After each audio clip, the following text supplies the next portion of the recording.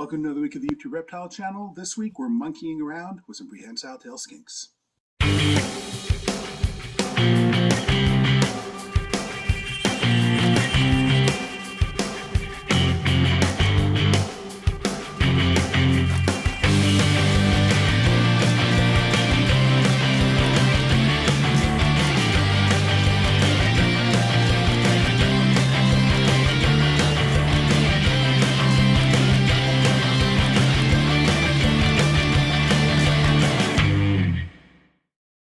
So I want to thank everybody again for all of your support over the past year, whether it's been booking a program or supporting us on OutSchool or Patreon or just watching our YouTube videos and subscribing. It's all appreciated. What I also appreciate is one of my favorite lizards. This is the Solomon Island skink, also known as a Solomon Island tree skink, a monkey tail skink, a prehensile tailed skink, probably one of the most named skinks on Earth. His name is Tainu, and he is almost 2 years old.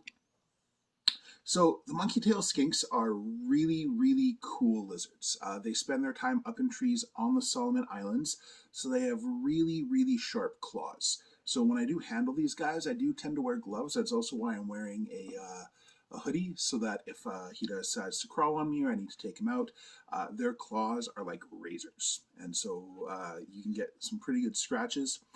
Also, oftentimes monkey tail skinks can be a little defensive in their enclosures, so usually he's good, but sometimes he's a little huffy if we want to take him out to say hi or spend some time with him or show him in a presentation. Once he's out, he's fine, but he has to like huffed and snapped and tried to bite, so the glove prevents it from biting. A lot of people are kind of surprised that their bite can actually be as painful and draw as much blood as it is, because prehensile tailed skinks are herbivores. But the interesting thing is, even though they don't have the sharp teeth like a snake or a monitor lizard, their teeth, their jaws themselves are very powerful because they're shredding plants. So, in order to get into, say, bananas or other tropical fruits that are found on the Solomon Islands, to get through that skin, they eat pothos, which is actually toxic to a lot of other animals, but they eat it just fine. That's a very thick leaf, so to be able to tear off and shred the vegetation, they need pretty strong jaws and sharp teeth. So a bite from these guys isn't fun. And when you think about it, a lot of animals that are herbivores are incredibly dangerous. You think of things like bison or, elk can be quite dangerous. One of the most dangerous animals, two of the most dangerous animals in Africa actually, are herbivores, the Cape buffalo and the hippopotamus. People are very aware of the danger of, things like lions and leopards and crocodiles, but hippos and Cape buffaloes are actually hurt more people and kill more people every year in Africa. Now, I've had this guy for almost a year. He was a baby. He was born in Medicine Hat. But I recently got a pretty amazing offer. A gentleman by the name of Daniel, who is probably the premier monkey tail skink breeder in at least Western Canada. He is making some changes and sort of downsizing a bit, and just changing some of his focuses. He's still going to keep monkey tail skinks, but he decided to put some up for offer. So we're going to watch some footage now. He gave me this massive, incredibly heavy enclosure that he had custom built for monkey tail skinks, and we'll show you some footage of that as well.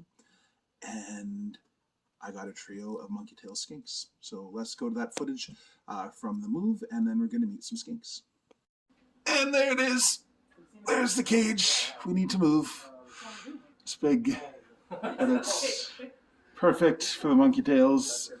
This trio is successfully bred in them, but yeah, it's a monstrosity, so I've got the fish guy and Fantasia that are gonna move it for me because I'm also down low, so it's a high angle, but yay, Neil from the fish guy is here, looking at the tank, trying to figure out.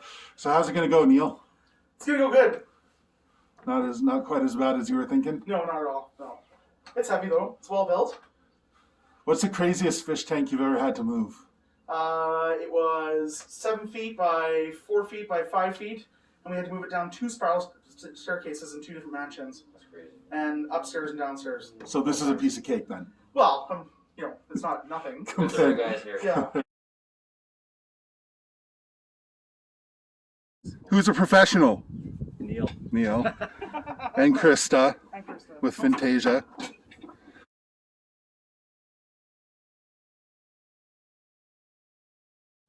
So yeah, that was heavy. That required professional tank movers. So thanks again to here in Calgary, Fantasia and the Fish Guy for making that happen. It went far smoother than I would have been able to do myself. When you're dealing with things like large enclosures, expensive builds, things that cost money, it's worth the investment to hire someone professionally that has the tools to get it in, because it was way smoother and simpler than it would have possibly been. So before I introduce you to the monkey tails, Tainu is not going to be living with them. They are territorial, and I'm going to talk about that a bit more when I have them out. So at some point, I'm going to find him a girl, but in the meantime, he's going to live solo. Now let's meet our trio.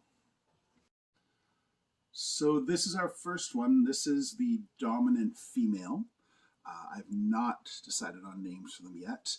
Now, it is very interesting with the Prehensile Tailed Skinks. They actually do live in family groups. They're one of the few reptiles that do that.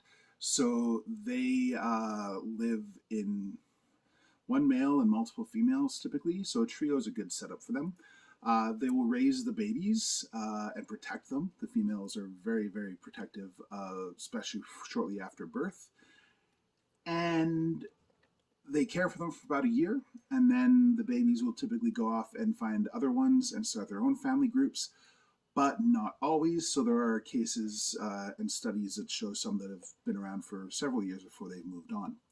Now, if you take a close look, one of the challenging things with monkey tails, especially before we learned a lot more about their care, one of the biggest challenges with them is keeping the humidity at a level that they don't get stuck shed.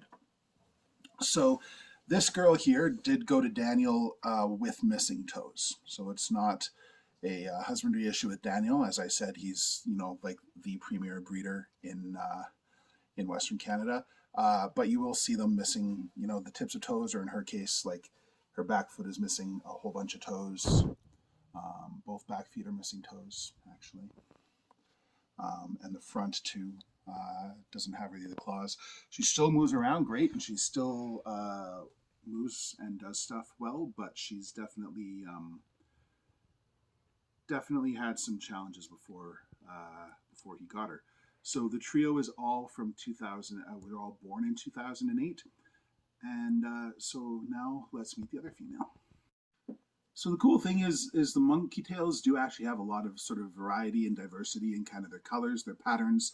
You can see the differences in them. So the first female was very, very high yellow. This female is not quite as splotched.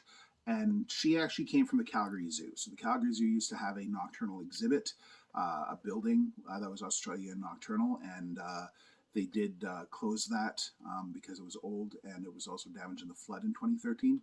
And so this girl went to Daniel. So the interesting thing as well, a lot of people don't realize that reptiles can be born alive. So this is a term called oviparous, and they don't lay eggs. So the babies are born alive. Now with the monkey-tailed skinks, they will have a baby, maybe two. So sometimes they'll have twins once a year. And the babies are huge. It is the equivalent of a human mom giving birth to a 6-year-old. So it's very, very impressive. Both of these females have had babies, and I'll talk about that a bit more. But that is, the goal with this. Even though they're 12 years old, monkey-tailed skinks can easily live 30, 40, 50 years if cared for properly. So I'm crossing my fingers that I'm going to have a long time with these guys and get lots of babies. And then this is the male. So you can see the females tend to be bigger. Also, the head is a little bit different shaped. The male is a puppy dog. He has never bit anybody. He's very gentle, whereas the girls can be kind of territorial and defensive. But they are saying hi. So, as you saw, it's a really massive enclosure that we're putting them in with lots of hides, lots of places for them to go, so they're not always up in each other's space. He's a proud dad. He's had quite a few babies, so that's pretty awesome. Now, what are you looking at? It's like, I want to climb over there. Why do I like monkey tails so much? They remind me of Muppets. Like, they look like, living Muppets from the Muppet Show, or like Fraggle Rock or something.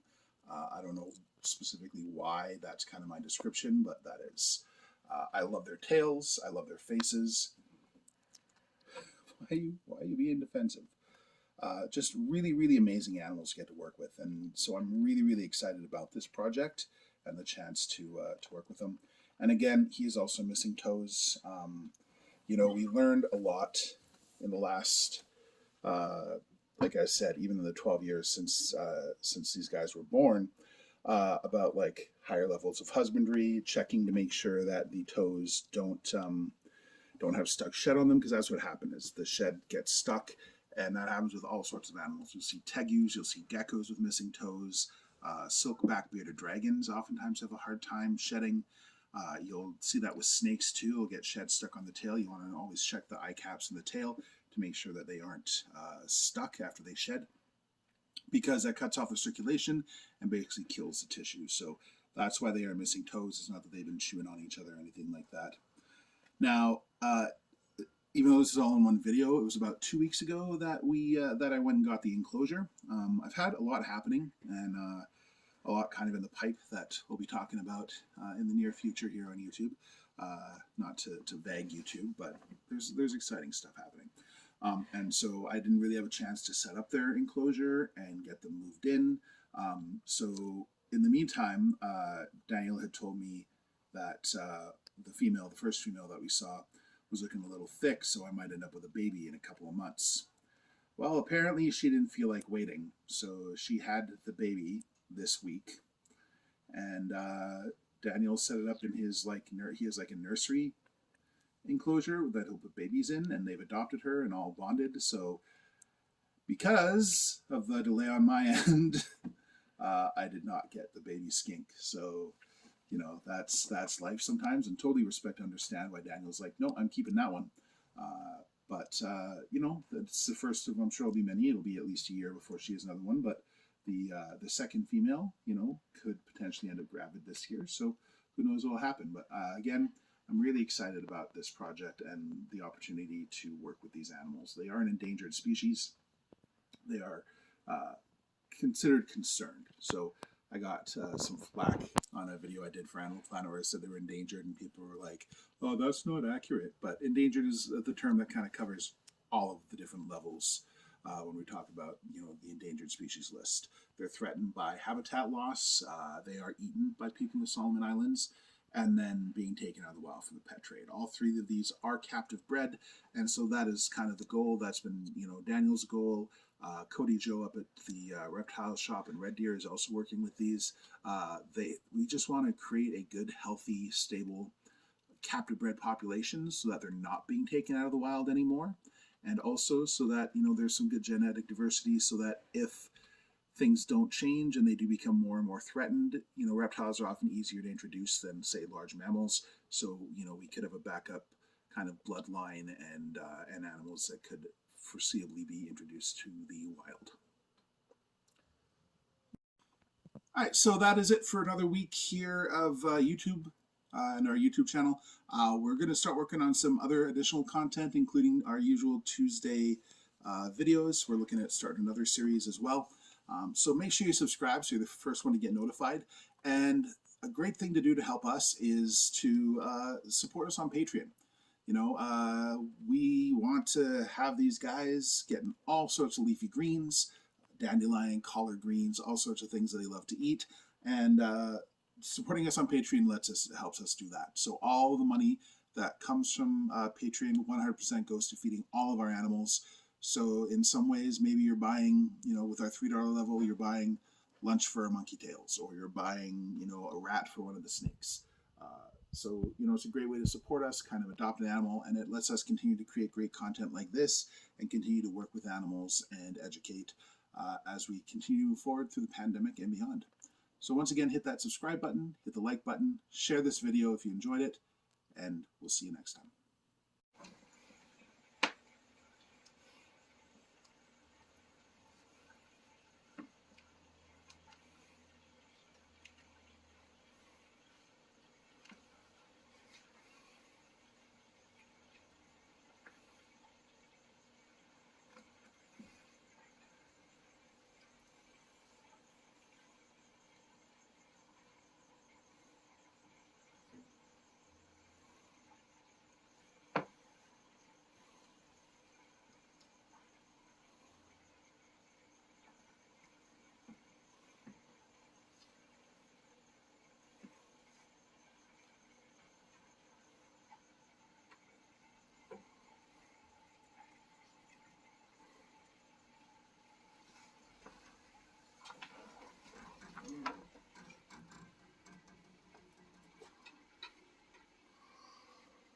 There we go.